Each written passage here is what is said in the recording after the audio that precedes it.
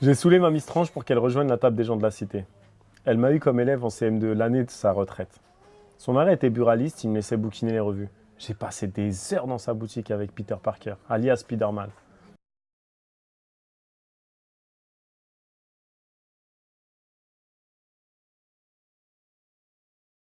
Je viens de lire le livre de Rachid Satanki, Des chiffres et des litres.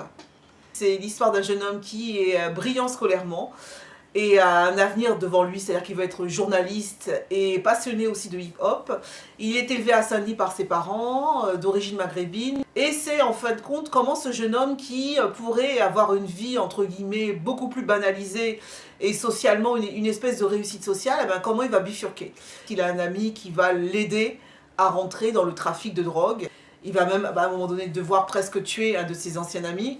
Son vieux professeur de français qu'il adore et qu'il soutient, c'est une femme âgée qui a du mal à faire face à ses charges de loyer. Il va l'aider. Ma Mistrange vit dans un immeuble voisin du mien. C'est elle qui m'hébergeait quand je fuguais, qui me poussait à rentrer à la maison. La première fois que j'ai volé, c'était pour son anniversaire. Je me suis fait griller par la fleuriste en train d'embarquer un géranium. Mais elle m'a laissé repartir. Je me suis juré de prendre soin de cette femme, de devenir un grand journaliste pour réaliser son rêve. Lui offrir une maison à Marrakech. Le mec qu'on vient de croiser, c'est le plus gros dealer de Saint-Denis et du 93. Il veille sur moi. Je m'appelle Hachim. On m'appelle E.T. comme dans les Chevaliers du Zodiaque car je suis froid et rageux. Je viens d'avoir mon bac, j'ai 17 ans et je suis passionné de hip-hop.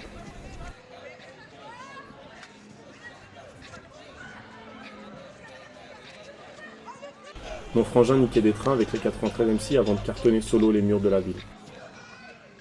Le livre de Rachid, en plus, c'est un côté où ça nous montre une Saint-Denis noire hein, qui existe finalement, mais il n'y a pas que ça, heureusement, parce que sinon ça serait invivable.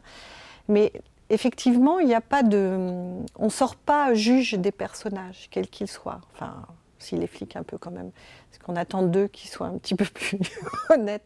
Mais quand on voit l'histoire de chacun, hein, les rapports, parce que du coup il va loin, il parle de la guerre d'Algérie aussi, enfin, des trahisons en interne dans les familles, c'est-à-dire que il y a, dans ce livre, il y a énormément de choses, mais c'est aussi une image du quotidien tous les jours.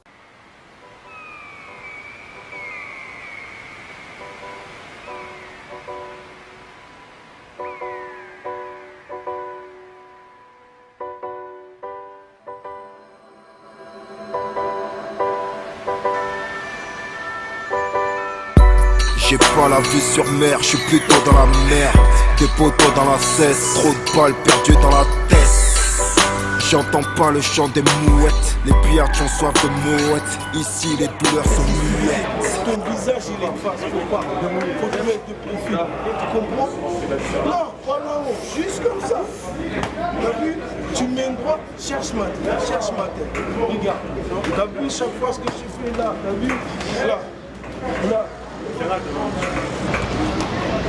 Essaye de toucher. Essaye de toucher.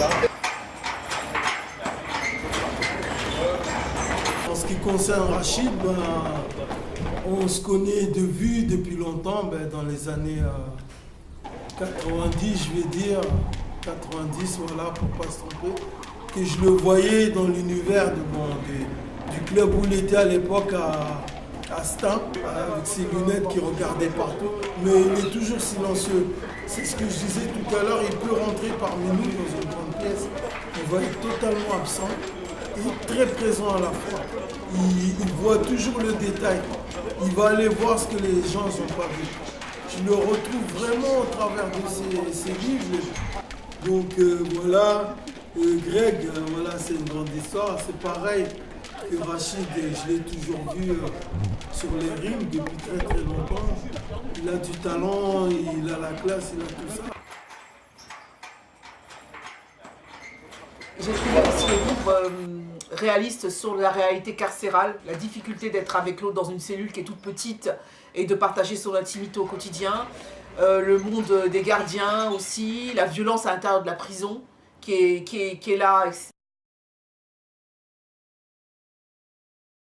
Ça montre bien comment fonctionnent, je pense, certaines cités. Je pense vraiment qu'il y a ce souci-là où certains coupent les accès, où on peut rentrer que sur surveillance. Il y a effectivement des guetteurs pour les trafics. Ça fait une sorte de foisonnement de vie, les unes à côté des autres. Ça permet de comprendre plein de choses, que chaque vie, finalement, suivant la voie qu'elle prend, mais ça c'est le propre aussi des polars, je crois, et puis de la littérature, il y a une raison à ça, voilà. Il y a une raison à chaque chemin que l'on prend. Mais après, on a la responsabilité des choix, quelquefois. Donc ce personnage d'Achim, finalement, fait le mauvais choix. Mais a le cul entre deux chaises aussi, de par le lieu où il habite, de par la culture qu'il a, de par l'entourage aussi. Et puis de par le fait que la géographie, on est une ville où c'est pas facile pour nos gamins, quoi. Enfin, il faut être honnête, à un moment du coup, nos gamins, quand ils sont noirs ou métis ou quoi que ce soit, ils ont du mal à trouver du boulot. Hein. C'est la réalité. Hein. Il ne faut pas s'appeler Mohamed, Hamza, parce que c'est compliqué. Le livre est intéressant, mais je veux dire que les gens ont déjà beaucoup d'idées sur Saint-Denis. Mais il y a aussi des jeunes qui vont à l'école, qui ont de l'ambition, qui ont envie de s'en sortir. J'aime cette ville, c'est pas forcément le cliché qu'il y a dans ce livre. Ça existe, et puis c'est un livre, donc il y a une création, ça demande la création. C'est comme quand je vois des films de gangsters américains, je pense que Boston, New York, c'est pas que ce qu'on nous montre à la télévision ou dans les films de policiers. Ces économies parallèles qui se mettent en place, hein, elles existent parce qu'à un moment il faut vivre et qu'on est dans une société où on a besoin d'argent pour vivre. Voilà. Et quand je discute avec les jeunes du coin, en plus c'est marrant parce que ça me fait penser à des gamins de mon quartier, des gamins qui ont trempé sûrement dans des trafics, hein, qui me disent mais nous on veut pas être comme nos pères, quoi. On veut pas vivre avec rien. J'ai peur que le livre caricature et fasse croire aux gens que c'est partout comme ça. Comme si on coupait tout espoir. Ces enfants qui sont nés dans des banlieues, à des familles qui sont pas totalement, qui sont intégrées sans l'être vraiment et qui ont du mal financièrement, économiquement, ben, ils n'ont aucun espoir de sortir de là. Et on nous ramène un peu c'est comme si lui, il n'avait jamais pu prendre son envol réellement, qu'on lui a donné de faux espoirs et que son passé le rattrape, sa vie le rattrape.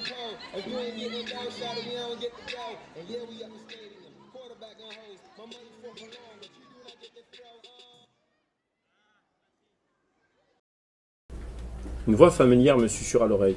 Je suis sorti du coma, mon voyage en enfer. C'est le noir total, je n'arrive plus à respirer. J'ai voulu oublier mon passé, mais lui ne m'a pas oublié. Il est revenu me planter dans le dos.